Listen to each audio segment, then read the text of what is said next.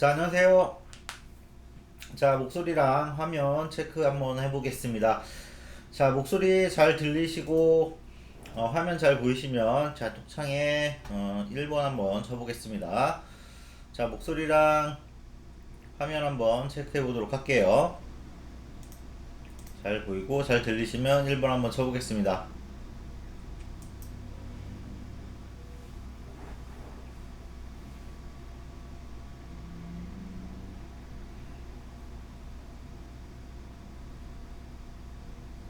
자, 오케이. 잘 보이고, 잘 들리는 것 같네요. 시작해 봅시다. 자, 일단 오늘, 오전에 단타로 두 종목을 제가 드렸는데요. 하나는 하나솔루션 그리고 하나는 광전자 이렇게 두 종목을 드렸습니다. 그래서 빠르게 두 종목 전부 5% 고지는 돌파했고요. 어, 거의 하나는 8% 이상 수익이 나왔고 하나는 11% 이상 수익이 나왔습니다. 그래서 오늘 깔끔하게 단타 두 종목은 수익으로 잘 마무리를 지었고요.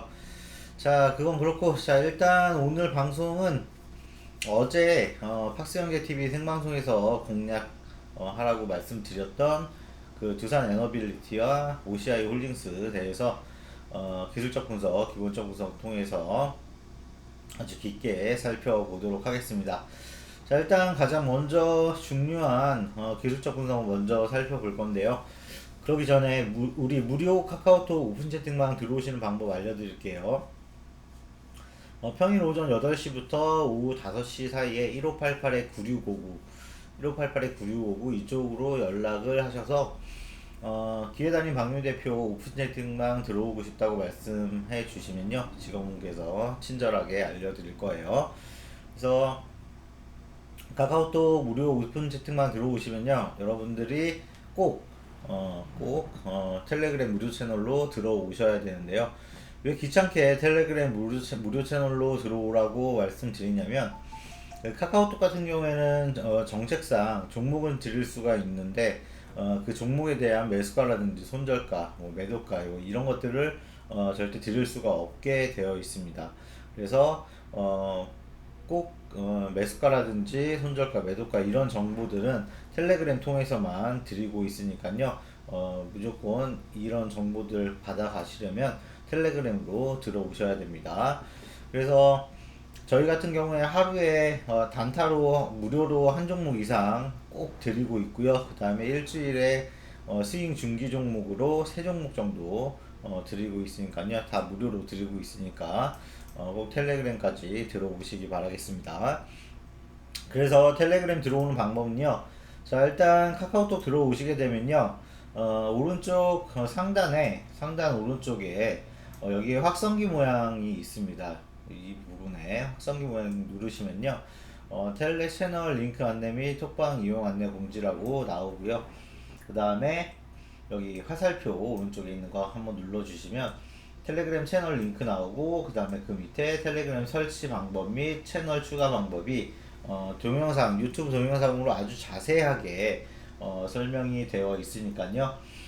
PC를 정말 못 다루시는 분들도 이거 보시면요, 동영상 보시면 충분히 천천히 해서 들어오실 수가 있습니다. 꼭 참고하셔서 텔레그램까지 들어오시기 바라겠습니다. 자, 그렇고 이제 두산 에너빌리티 OCI 홀딩스 기술적 분석 먼저 살펴보도록 하겠습니다. 차트가 일단 두산 에너빌리티인데요. 어, 지금 이 그 탑픽 종목으로 드린 두 종목 두산 에너빌리티와 OCI 홀딩스 같은 경우에는요, 오늘 아침에 제가 진입 신호를 드렸죠. 그래서 OCI 홀딩스는 크게 상승을 한번 하고 거의 그 본 지점까지 내려왔는데요. 둘 다 스윙 중기 종목이니까요. 중장기로 보는 종목이기 때문에 그 분봉은 우리가 살펴보지 않아도 됩니다. 그래서 일봉이랑 주봉이랑 월봉 이렇게 세 가지를 살펴보는데요. 그래서 제가 이 항로봇 AI 시스템에서 일봉에서는 한 6가지 정도 조건을 살펴보고 있고요. 그 다음에 주봉에서는 4가지, 그 다음에 월봉에서는 2가지 조건을 살펴봅니다. 그래서 총 12가지 조건이 있는데 그 중에서 그 8가지 이상의 조건이 충족시켜진다면 계속해서 보유하거나 아니면 신규로 매수를 진입할 수 있는 구간으로 보실 수가 있습니다. 그래서 두산 에너빌리티 자 봅시다. 가장 먼저 일봉에서 세력 매집 추정 지표라고 하는 게 있고요. 뉴스 재료라고 하는 게 있고요. 메이저 세력 신호 라는 게 있고요. 그 다음에 MACD 오실레이터, RSI, 거래량. 그래서 총 6가지가 이렇게 있습니다. 그래서 세력 매집 추정 지표는 뭐냐면요. 수급이 들어와서 얼마나 들어왔는지를 막대로 표시를 해주는, 막대 그래프로 표시를 해주는 건데요. 빨간색 막대 같은 경우에는 수급이 그만큼 들어와서 그만큼 계속해서 머물러 있다는 걸 의미를 하고요. 파란색 막대로 변한 경우는 수급이 그만큼 들어왔다가 다 빠져나가고 있는 걸 의미를 합니다. 뉴스 재료 같은 경우에도 마찬가지로 빨간색 막대 같은 경우에 뉴스 재료가 그만큼 포착이 돼서 계속 유지 중이라는 걸 의미하고요. 파란색 막대로 변한 경우는 이제 그 나왔던 뉴스가 점점 소멸되어 가고 있다는 겁니다. 그리고 아예 이제 그 막대 그래프가 표시가 안 된 거는 전부 다 소멸이 돼서 재료가 이제 끝났다는 걸 의미를 해요. 자, 그래서 가장 먼저 자 최근에 이제 수급을 보면요. 자 여기 한 뭐 이 정도 수급을 한 2주 동안 수급을 한번 2, 3주 동안 수급을 한번 보면요. 이때에 비해서는 이때 뭐 세력이 엄청나게 많이 들어왔었죠. 이때 비해서는 자잘자잘하게 수급이 들어오는 상황이지만 안 들어온 건 아니니까 일단 수급이 들어오기만 하면 상관이 없습니다. 그래서 수급 들어온 거는 우리가 확인을 했고요. 그 다음에 뉴스 재료 건수, 오늘은 뉴스 재료 건수가 전부 다 소멸이 되어 버렸지만 그래도 최근에 보면 거의 안 나온 날이 없죠. 뉴스 재료 건수가 안 나온 날이 오늘 빼고는 없습니다. 그래서 뉴스 재료 건수도 잘 나오고 있다는 걸 우리가 확인을 했고요. 자, 세 번째가 중요합니다. 메이저 세력 신호가 오늘까지 유효하게 적용이 되어 있냐는 건데요. 자, 이게 메이저 세력 신호라고 하는 건데 메이저 세력 신호가 언제 나왔냐면 그 3일 전에 나왔죠. 3일 전에 8월 4일 날 포착돼서 자, 이게 오늘까지 유효하게 적용이 됐는지 안 됐는지를 보는 거는 뒤에 핑크색 핑크색으로 배경이 칠해져 있는데까지가 이제 이 메이저 세력 신호가 유효하게 적용이 되었다는 겁니다. 그래서 파란색 봉이지만 오늘 음봉이지만 8월 7일까지 유효하게 적용이 되어 있죠. 자, 뒤에를 보시면 자, 뒤로 좀 넘어가서 볼까요? 자, 이 부분에서는 메이저 세력 신호가 여기서 나왔죠. 여기서 메이저 세력 신호가 나와서 그 다음에 유효하게 적용이 된 게 꽤나 오랫동안 지속이 됐습니다. 여기까지죠. 그래서 나온 거는 보자, 4월 15일 날 메이저 세력 신호가 나와서 쭉 다 적용이 되다가 5월 7일까지 메이저 세력 아니구나 5월 8일까지 메이저 세력 신호가 적용이 됐고 그 다음 날부터는 적용이 안 됐습니다. 그 다음 날부터 쭉 적용이 안 됐다가 차트가 멈췄네요. 자, 기다려 봅시다. 차트가 다시 풀릴 때까지. 이게 어쩌다가 한 번씩 멈추더라고요.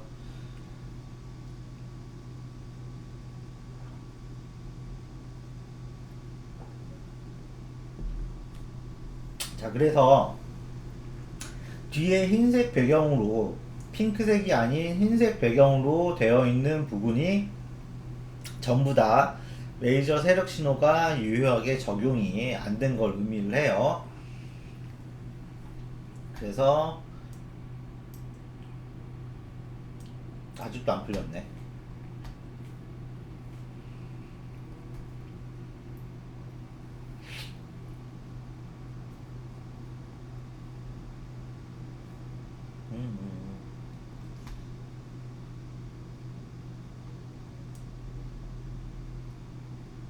됐다. 자, 그래서 8월 4일부터 오늘까지 8월 7일까지 레이저 세력 신호가 유효하게 적용이 됐다는 건 확인했고요. 그 다음에 확인할 게 MACD 오실레이터랑 RSI인데요. 요 두 가지는 이제 이 빨간색 선이랑 파란색 선이 있는데, 빨간색 선이 파란색 선을 상방으로 위로 뚫고 올라온 시점이 매수 시점이라고 해서 그 골든 크로스라고 칭하고요. 그 다음에 반대로 빨간색 선이 파란색 선을 아래로 밑으로 뚫고 내려온 시점이 데드 크로스라고 해가지고 그 매도 시점이 되는 겁니다. 그래서 MACD 오실레이터 보시면요, 여기서 데드 크로스가 나왔습니다. 그죠?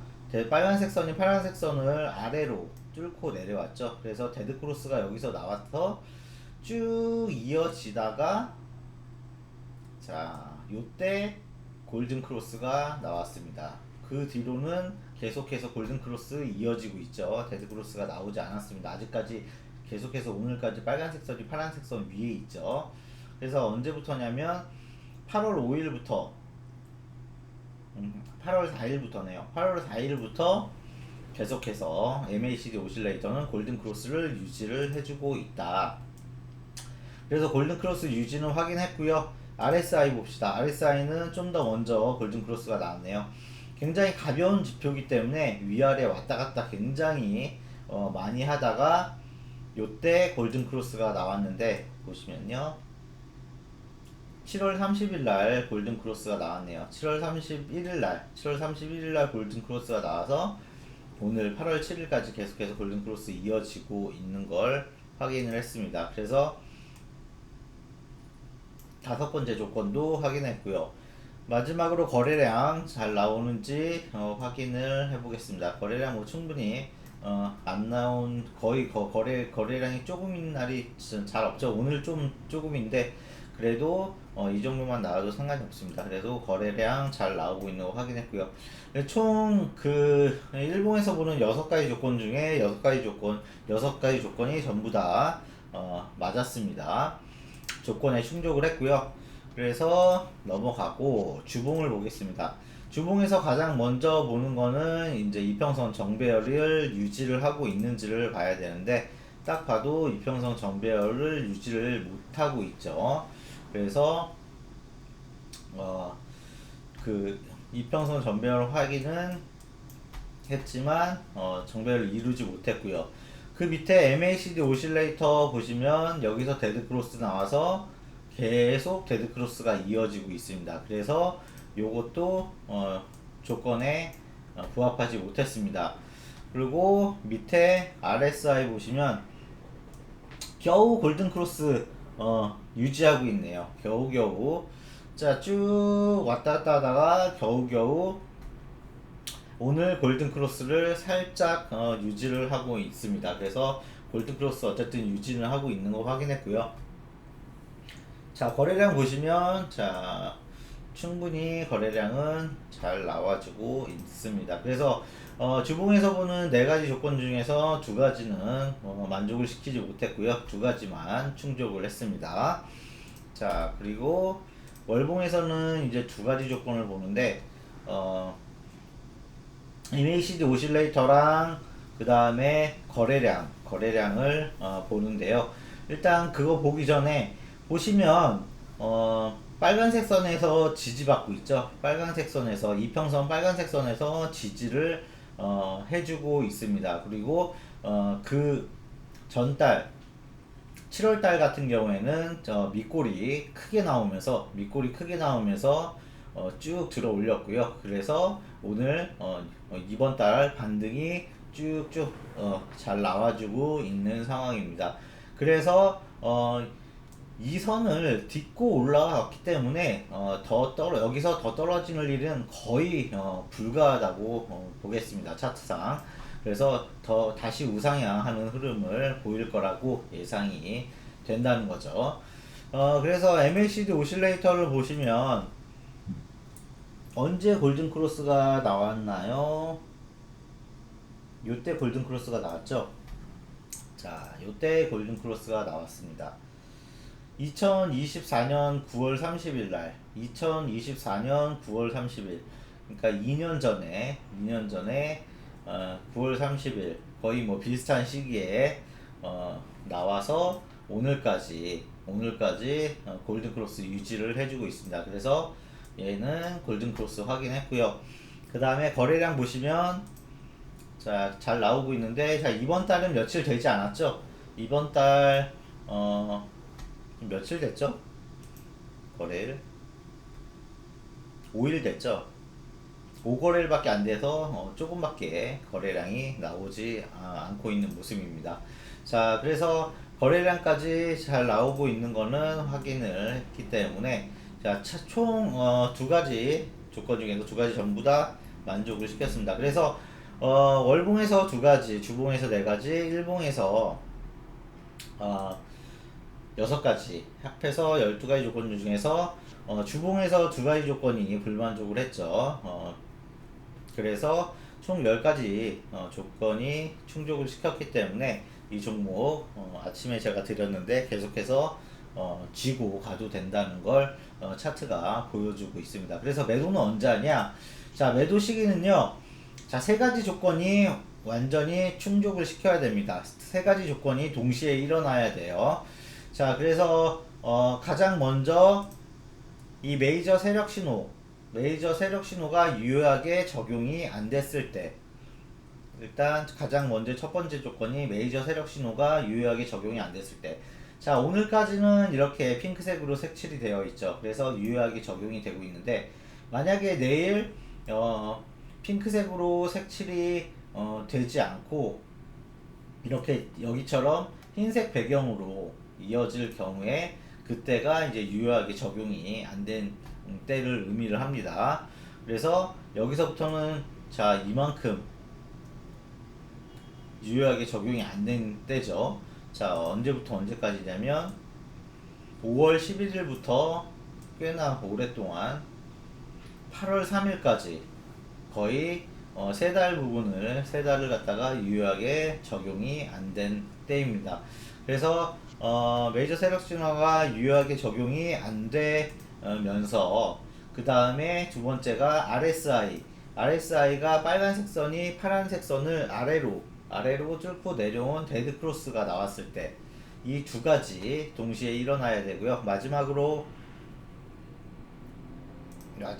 세 가지가 동시에 일어나야 되는데, 주봉에서 RSI가 데드 크로스가 나왔을 경우, 자, 지금은 살짝 골든 크로스 유지하고 있는데 다시 빨간색 선이 파란색 선 아래로 뚫고 내려와서 데드 크로스가 나오면 이때는 이제 매도할 시점이 다가온 겁니다. 그래서 매도를 생각해 볼 때가 되겠습니다. 그래서 다시 한번 종합해 보면 일봉에서 메이저 세력 신호가 유효하게 적용이 안 되면서 일봉 RSI가 데드 크로스가 나오면서 그 다음에 주봉에서 RSI가 데드 크로스가 나왔을 때, 그러면 이제 그때는 매도를 생각해 봐야 되는 때라고 말씀을 드립니다. 자, 그래서 전부 다 알아봤고요. 주사 에너빌리티는 OCI 홀딩스 한번 볼까요? 자, OCI 홀딩스 먼저 세력 매지 추정 지표 보겠습니다. 자, 수급이 많이 들어오지는 않았지만 그래도 꽤나 조금씩 수급이 그래도 이어지는 모습을 볼 수가 있고요. 그 다음에 유스 재료도 자, 어느 날은 뭐 굉장히 많이 터지는 날이 있었고, 조금씩 그래도 계속해서 이어지면서 나오기는 하고 있습니다.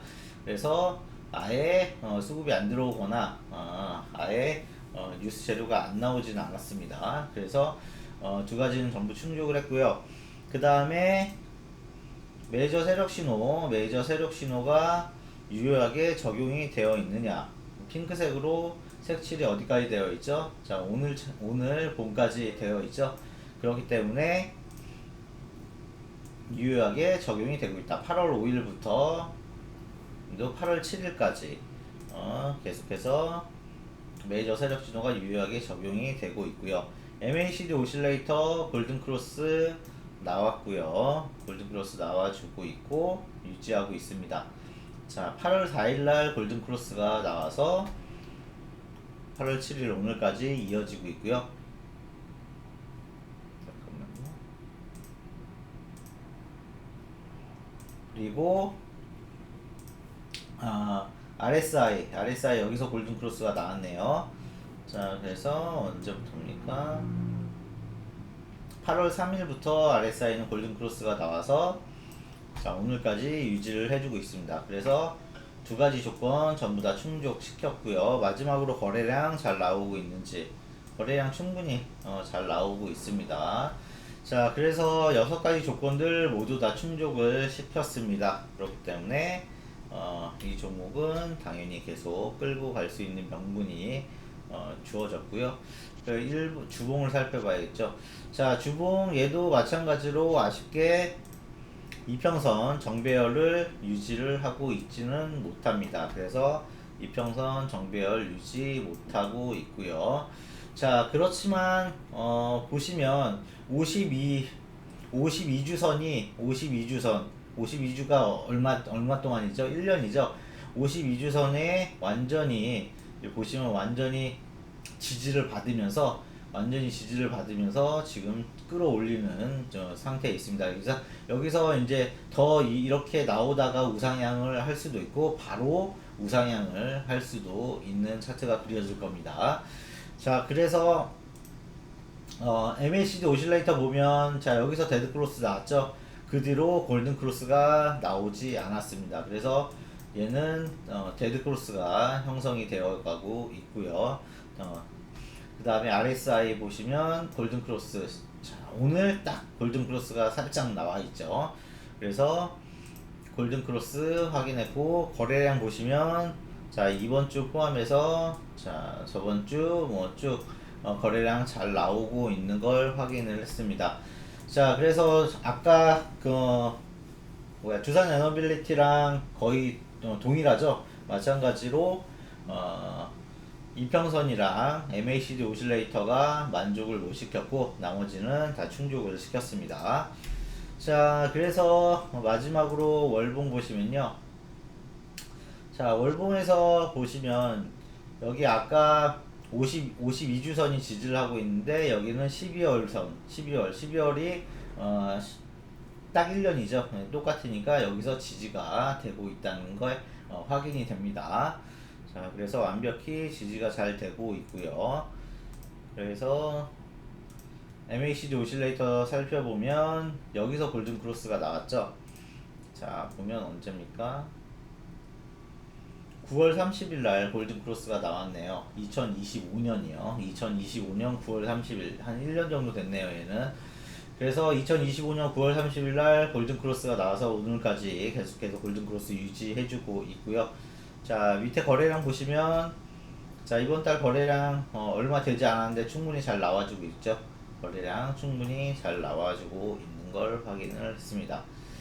자, 오케이. 두 가지 이렇게 확인을 해서 총 12가지 조건들 중에서 10가지 조건이 충족을 시켰기 때문에 이 종목 계속해서 OCI 홀딩스도 보유하고 가는 걸 이제 제가 계속해서 추천을 드리는 겁니다.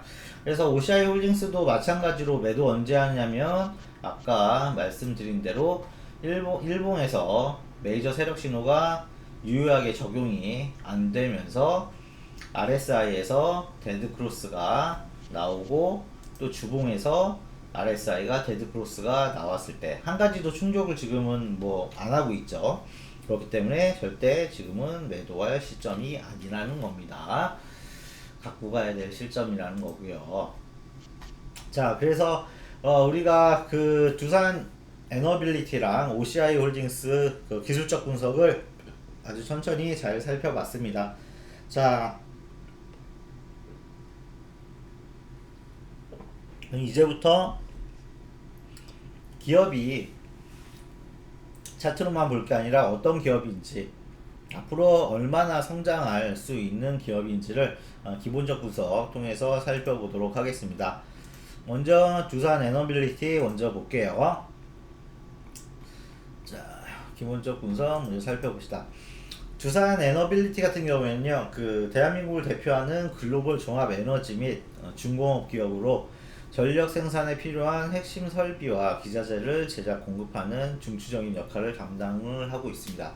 가장 먼저 체코, 아랍에미리트 등 글로벌 시장에서 검증된 대형 원전의 원자로 그리고 증기 발생기 등 핵심 주기기를 제작하면서 차세대 원자력 기술인 소형 모듈 원전 SMR이라고 하죠. 이 분야에서 세계 최고 수준의 제작 독점력을 확보하고 있습니다. 두 번째로 과거 전량 수입에 의존하던 발전용 대형 가스터빈을 독자 개발하는 데 성공을 했고요. 국내외 복합 화력 발전소의 가스터빈 및 스팀 터빈을 공급하고 장기 유지 보수 서비스까지 제공을 하고 있습니다. 마지막으로 이제 해상 풍력 발전기, 수소 터빈, 암모니아 혼소 기술 등 탄소 중립 시대에 발맞춘 무탄소 전원 인프라 구축에도 주력하고 있습니다.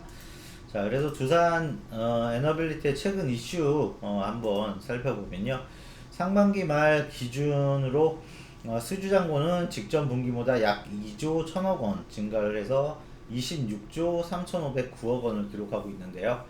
올해 연간 수주 목표치인 13조 3천억 원의 절반 이상을 이미 상반기에 달성을 하면서 하반기 추가 수주에 대한 기대감도 한층 커지고 있습니다.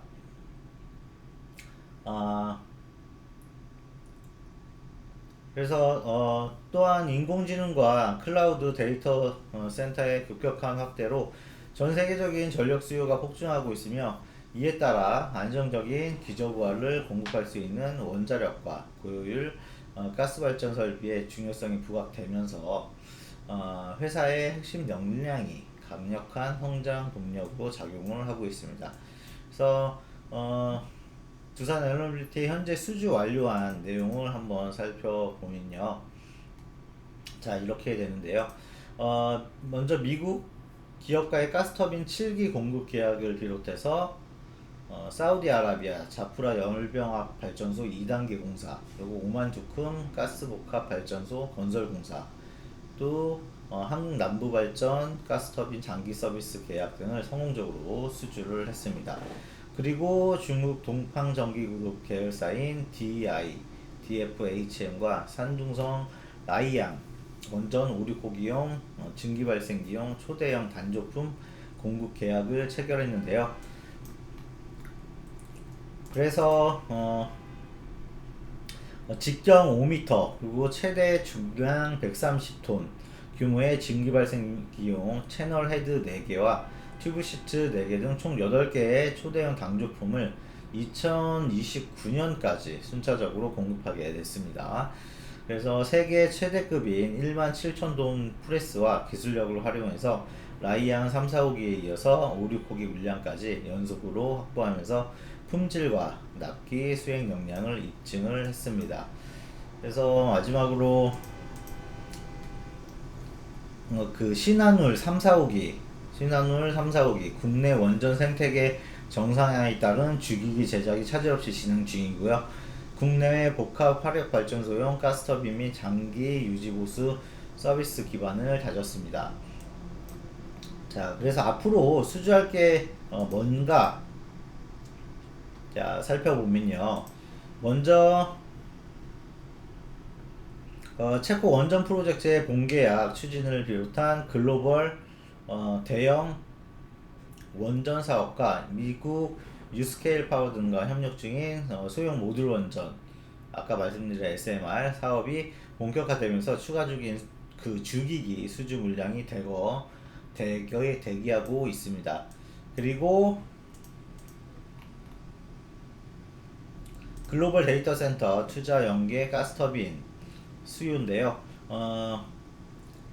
그 글로벌 빅테크 기업들의 데이터 센터 투자 확대와 맞물려서 전력 수요를 충족하기 위한 가스터빈 및 복합 화력 발전 설비 수요가 새로운 성장 동력으로 작용하면서 지속적인 수주로 이어질 전망입니다.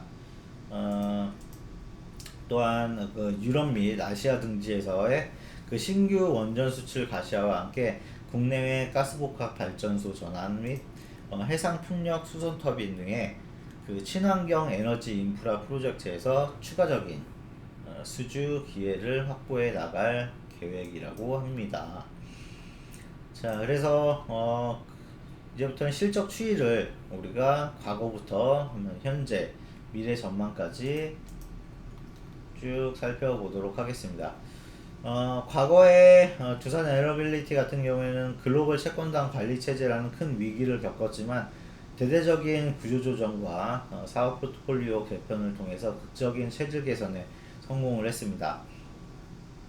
과거의 전통적인 화력발전 중심의 사업 구조에서 벗어나지 못해 실적 부침을 겪었으나 원자력 및 가스터빈 중심의 고부가가치 사업으로 전환하면서 매출 규모를 안정적으로 16조에서 17조 원대로 이제 체제로 안착을 시켰습니다. 그리고 과거 대규모 적자 수렁에 빠졌던 순손익 구조 역시 자회사의 두산 바켓 같은 자회사의 그 실적 호조와 공업의 고마진 프로젝트 인식 덕분에 흑자 기조로 완전히 돌아섰고요.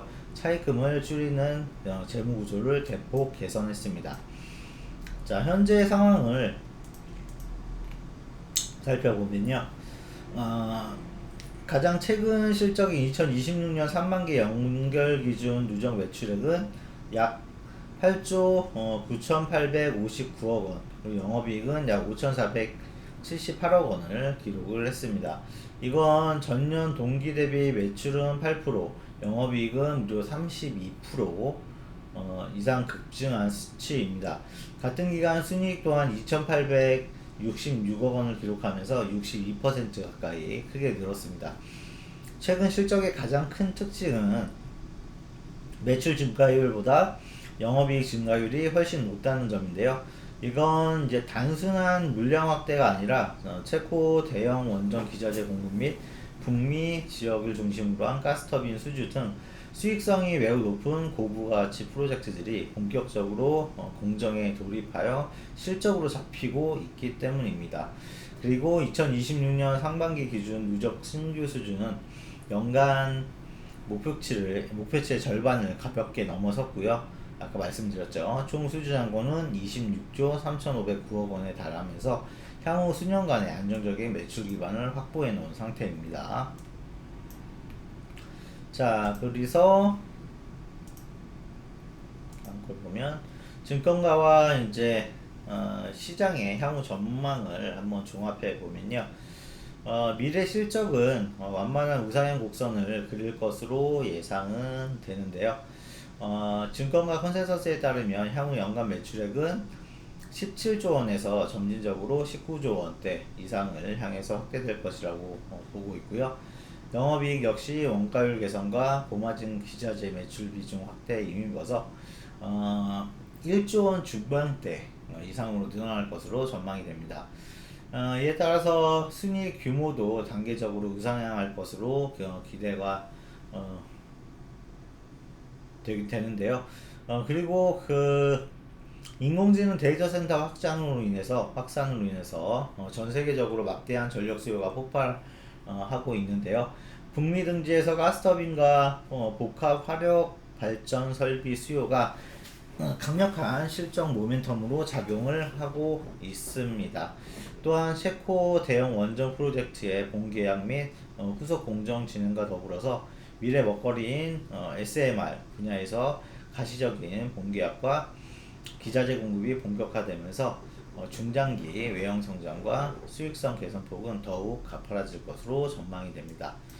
자, 그래서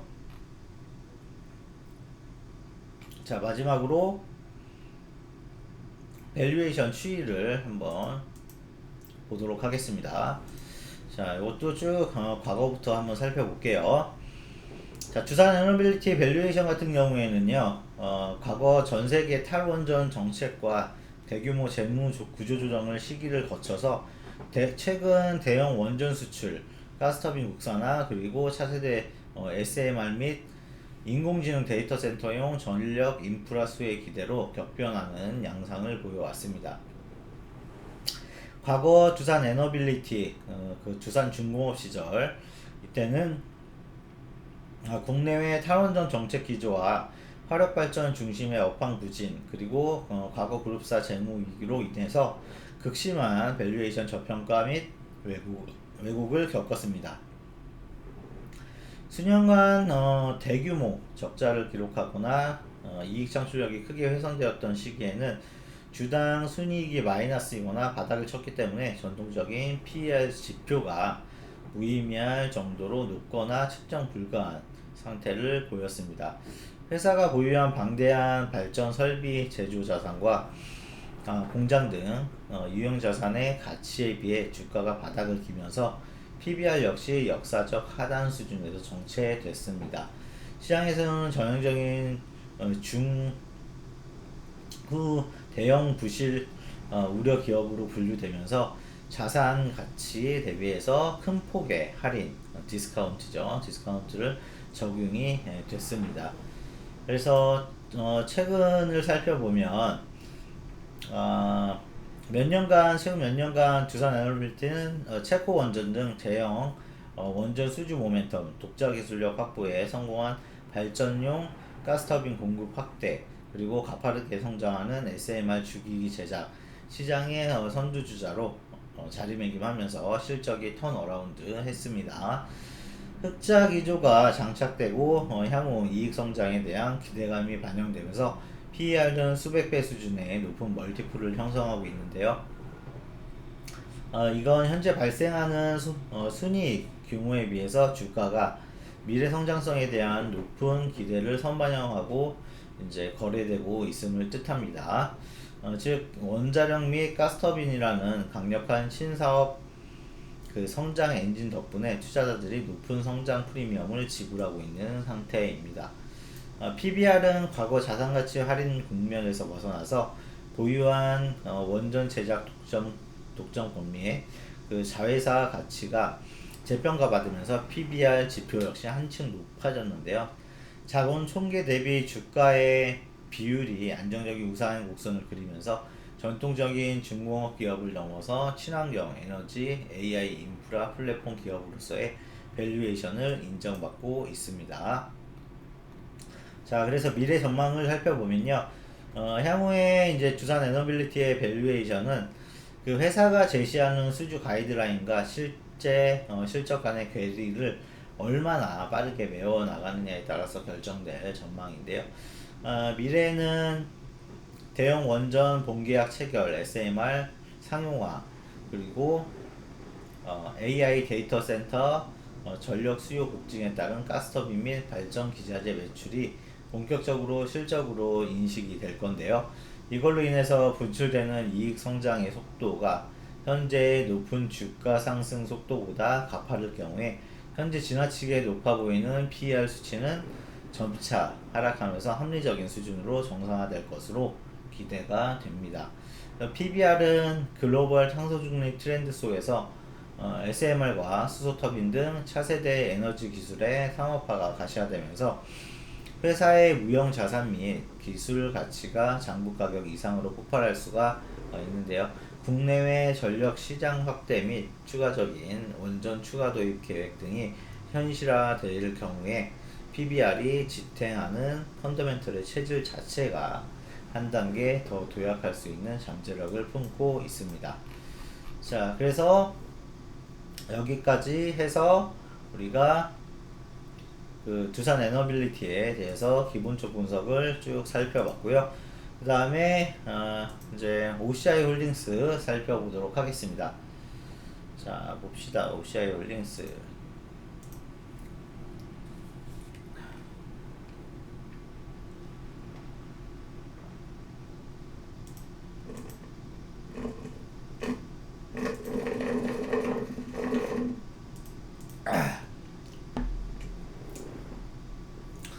자, OCI 홀딩스 봅시다. OCI 홀딩스 같은 경우에는 태양광 및 반도체용 핵심 소재인 폴리실리콘 생산을 주력으로 하는 친환경 첨단 소재 지주 회사인데요.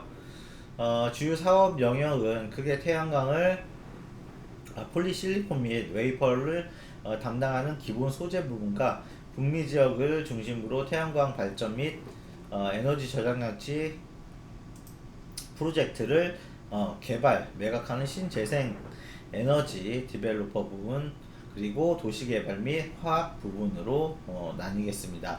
특히나 중국산이 장악한 글로벌 폴리실리콘 시장에서 말레이시아 자회사와 베트남 웨이퍼 가공 자회사 네오실리콘 테크놀로지인데요. 여기를 연계를 해서 철저하게 비중국 프리미엄 공급망을 구축한 것이 핵심 경제력이라고 볼 수가 있겠습니다. 그래서 OCI 홀딩스의 최근 가장 큰 호재는요, 미국의 강력한 대중국 제재죠. 그리고 공급망 재편에 따르는 반사이익인데요.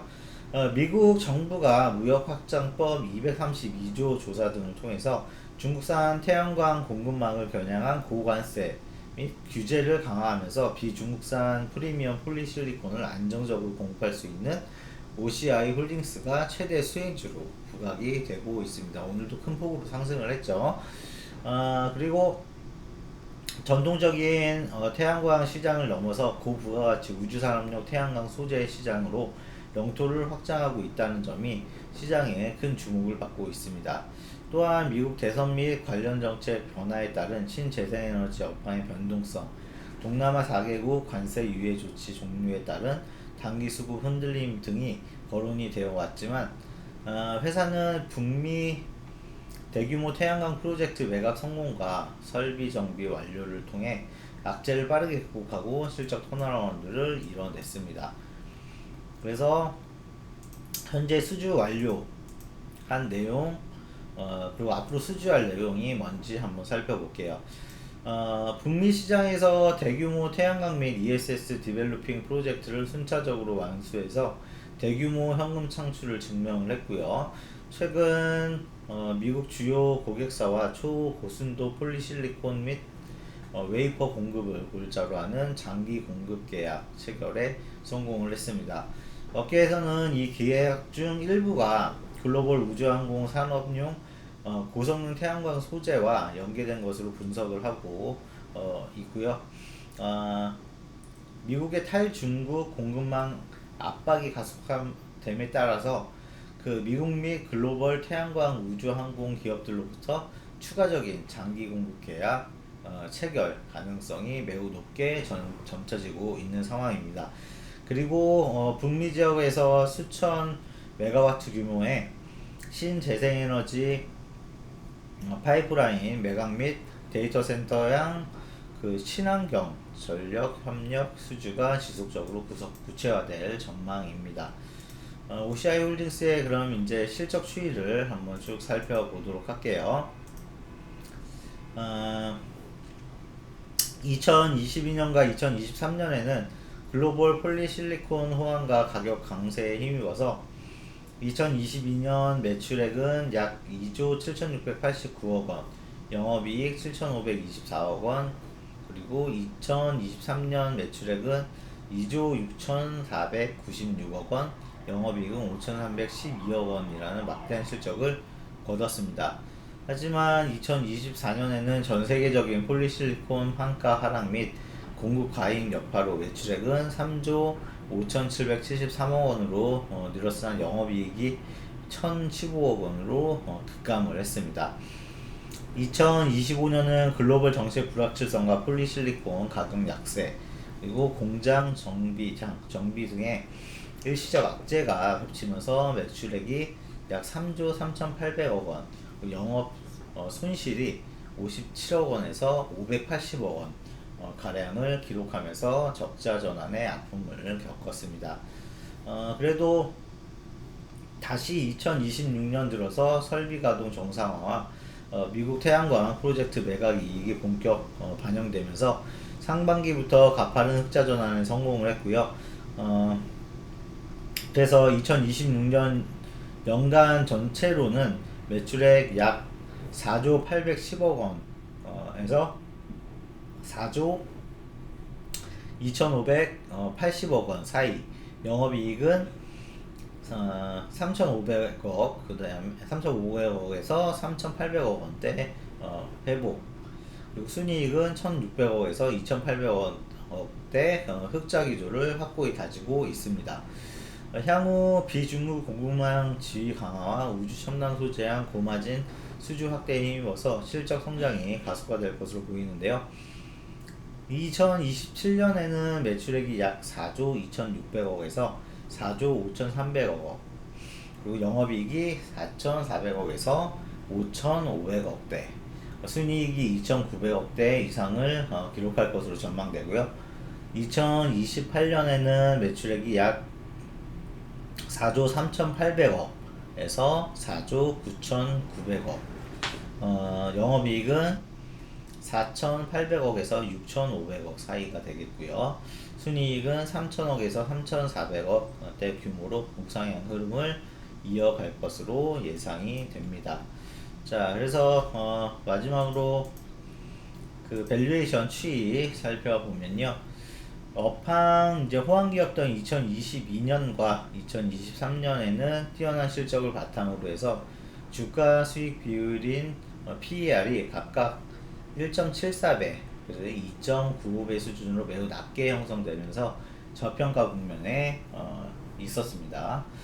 주가 순자산 비율 PBR 역시 0.28배에서 0.56배 사이를 기록하면서 자산가치 대비 저평가 매력이 부각됐습니다.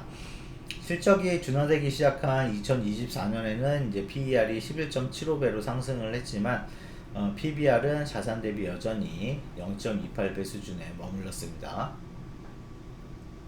2025년 일시적 적자 기록으로 인해서 과거 실적 기준 PER는 산출되지 않거나 산출 불가로 집계가 되었고요. PBR 같은 경우에 약 0.55배 수준을 기록을 했습니다. 이후에 2026년 들어서 실적 턴어라운드 기대감과 주가 상승이 맞물리면서 2026년 예상 실적 기준 PER은 약 22배에서 26배 수준, PBR은 약 0.87배에서 1.03배 수준으로 리레이팅 되는 과정을 거치고 있습니다. 그래서 2027년과 2028년에는 이익 체력이 한층 탄탄해짐에 따라서 밸류에이션 부담이 점진적으로 해소될 전망인데요. 2027년 예상 실적 기준 PER은 14.41배에서 21.5배 수준으로 낮아지고 PBR은 0.96배에서 1.31배 안팎을 오갈 것으로 보이면서 그 2028년 같은 경우에는 이익 증가세와 함께 PER이 12.21배 그리고 21배에서 19.5배 수준으로 안정화되고요. PBR은 0.89배에서 1.21배 수준을 기록하면서 성장에 걸맞는 밸류에이션 구간에 안착할 것으로 전망이 됩니다. 자, 그래서 지금까지 그 탑픽 종목인 두산 에너빌리티와 OCI 홀딩스에 대해서 기술적 분석과 기본적 분석 통해서 아주 깊게 살펴봤습니다. 여기서 우리가 마지막으로 알아야 될 게 이 주식시장이 계속해서 큰 흐름이 큰 상승이 나왔다가 이제 약간의 조정이 나오고 큰 반등이 나왔다가 약간의 조정이 나오는 장세가 계속되다가 최근 들어서 이제 저점이 계속해서 낮아지면서 한 번쯤 제가 온다고 하는 그 폭락장이 올 시기가 점점 다가오고 있는 분위기입니다. 그래서 제가 항상 얘기했지만 올해 말까지는 한 번쯤 일주일 내내 5거래일 내내 하락만 하는 폭락장세가 한 번쯤은 찾아온다고 보고 있습니다. 만약에 이제 그런 폭락장세가 이어지면 그 중간에 반등도 한 번씩 올라오겠지만 그 반등 올라오는 게 하락하는 폭과 차이가 굉장히 클 겁니다. 그래서 그 저점은 계속 많이 낮아질 거고요. 그렇기 때문에 물타기 하는 사람들은 더욱더 물리게 될 뿐으로 계속해서 흘러갈 겁니다. 그렇기 때문에 이런 일이 벌어지면 우리는 이 주식으로 그리고 뭐 ETF나 ETN 이런 걸로 해결을 할 수가 없어요. 왜냐하면 해지를 한다고 해도 그만큼 버는 게 한정이 되어 있기 때문에 주식으로는 우리가 그 손실 본 걸 다 갖고 올 수가 없습니다. 그렇기 때문에 가장 혁신적인 방법이 이런 하락장에서는 국내 선물과 해외 선물이 답이 될 수가 있겠는데요. 국내 선물은 살짝 아쉬운 점이 이제 직장인분들이나 그 자영업 하시는 분들은 조금 이제 선택을 할 수가 없는 게 매매 시간이 오전 9시부터 이제 오후 3시 40분까지 주식 시장이랑 거의 비슷합니다. 거의 흡사하기 때문에 이때 만약에 이제 일을 하시는 분들은 그때그때 상황에 대처를 할 수가 있지 않습니다. 자영업자분들도 마찬가지고요. 일하다 보면 알람을 못 볼 때도 있고 지나칠 때도 있잖아요. 그렇기 때문에 직장인분들이나 자영업자분들은 이 시간에 그 국내 선물은 매매를 할 수가 없습니다. 왜냐하면 저희 황로버 AI 시스템 같은 경우에는 그 매수 매도 신호가 나오고 그 신호에 따라서 알람으로 나오고 진동으로도 알려줍니다. 근데 중요한 거는 그 알람이나 진동이 왔을 때 바로바로 대응을 할 수가 있어야 되는데 직장인분들이나 자영업자분들은 바로바로 대응을 할 수가 없지 않습니까? 대응을 할 수가 있을 때도 있고 없을 때도 있는데 그러면 안 됩니다. 왜냐면 처음 들어가는 매수나 매도는 상관이 없습니다. 그때 신호는 지나쳐도 돼요. 왜냐면 진입 안 하면 그만이니까. 다음 신호 기다리면 그만이니까. 그래서 진입을 안 하면 그만인데 이제 진입을 하게 된 다음에 이제 청산을 해야 되는데 그 청산 알람이 울렸을 때 그때 반응을 못 한다면 큰일이 벌어질 수도 있어요. 그 선물 같은 경우에는 변동성이 굉장히 크기 때문에 1, 2초 사이에도 엄청난 등락을 반복을 합니다. 그렇기 때문에 바로 대응을 하지 못하게 되면 가격이 내가 생각한 것보다 더 좋은 위치에서 더 수익이 크게 날 수도 있겠고 아니면 반대로 손실이 어마어마해지게 커지게 될 수도 있습니다. 그건 완전 도박이죠. 그렇기 때문에 대응을 무조건 할 수 있는 상황이 되어야 됩니다. 그게 이제 해외 선물이 되겠는데요. 해외 선물 같은 경우에는 방금 말씀드린 대로 이제 상승과 하락 양방향으로 모두 투자가 당연히 가능하고요. 24시간 시장이 열려 있기 때문에 여러분들 언제든지 직장 마치시고 돌아오셔서 한 7, 8시쯤 되시면 저녁 식사 드시고 천천히 할 일 끝내시고 10시 반에 미장 개장을 합니다. 미국 시장 개장을 하니까 10시 반 전에만 자리에 앉으셔서 준비를 하시면 된다는 겁니다. 근데 이 10시 반 이때 미장 개장을 할 때가 모든 종목들이 가장 유동성 있게 움직이는 시간이긴 한데요. 제가 지금부터 말씀해 드릴 세 종목 같은 경우에는 그 어떤 시간대에도 유동적으로 잘 움직여 주기 때문에 만약에 이때 10시 반 이때 야간에 일하는 사람들도 있잖아요. 이때 시간이 안 되시는 분들은 굳이 이때 안 맞춰도 되고요. 새벽 시간대나 아침 시간대에 일 안 하시는 시간대에 이제 그 매매를 하셔도 된다는 거예요. 그래서 해외 선물 같은 경우는 종류가 굉장히 많은데 다 아셔도 좋지만 아실 필요가 없습니다. 금이나 원유, 나스닥 지수 요 세 가지만 숙지를 하시고 계시면 됩니다. 그리고 이거에 대해서도 그렇게 크게 알 게 없어요. 금은 금이고 원유는 원유고 나스닥은 나스닥 별로 크게 해석할 만한 게 없죠. 그래서 이거에 대한 이제 월물이 언제 바뀌는지 이제 월물이란 게 있는데 이게 이제 3개월에 한 번씩 1개월에 한 번씩 종목마다 다 틀립니다. 그래서 바뀌게 되는데 어, 원유 같은 경우에는 이제 월물이 아마 한 달에 한 번씩 바뀌고요. 그 다음에 금 같은 경우에는 3개월에 한 번씩 바뀌는 걸로 알고 있는데, 그래서 언제 바뀌는지 대충 날짜를 파악하고 있으면 되고요. 그리고 얼마 단위로 움직이는지, 달러인데 이제 달러 얼마 단위로 움직이는지, 뭐 10달러 단위로 움직이는지, 아니면 뭐 0.25달러 단위로 움직이는지, 뭐 그런 걸 갖다가 파악을 하셔야 됩니다. 그게 제일 중요한데요. 뭐 한 10분이면 파악해요. 10분이면 충분히 파악하니까 주식보다도 훨씬 쉽다는 거 여러분께 한번 다시 말씀을 해드리고 싶습니다. 그래서 반드시 여러분들은 이제 앞으로 다가올 대폭락 장세에 대비해서, 아직 폭락이 폭자도 않았어요. 해외 선물을 미리 배워 놓으셔야 그때 가서 바로 매매를 진행을 할 수가 있습니다. 그때 가서 우왕좌왕하지 마시고, 현재 이제 교육도 자주 진행을 하고 있으니까요. 카카오톡방에 이제 오셔서 교육하는 일정이랑 뭐 시간 같은 거 확인을 하셔서 무료니까요. 교육 받으시고, 이 방금 말씀드린 대로 생각보다 들으시면 주식보다 훨씬 더 쉽다는 걸 느끼실 거예요. 그래서 이번 기회 통해서 무조건 해외 선물 자기 것으로 만드시기 바라겠습니다. 자, 그래서 여러분들이 저를 믿고 따라만 주시면요, 저는 꼭 여러분께 수익으로 보답을 해 드리도록 할게요. 자, 지금까지 제가 이제 두산 에너빌리티와 OCI 홀딩스에 대해서 기술적 분석과 기본적 분석 알아봤고요. 자, 월요일은 또 다시 다른 주제로 한번 찾아와서 라이브 방송 진행하도록 하겠습니다. 자, 시청해주신 여러분 감사드립니다.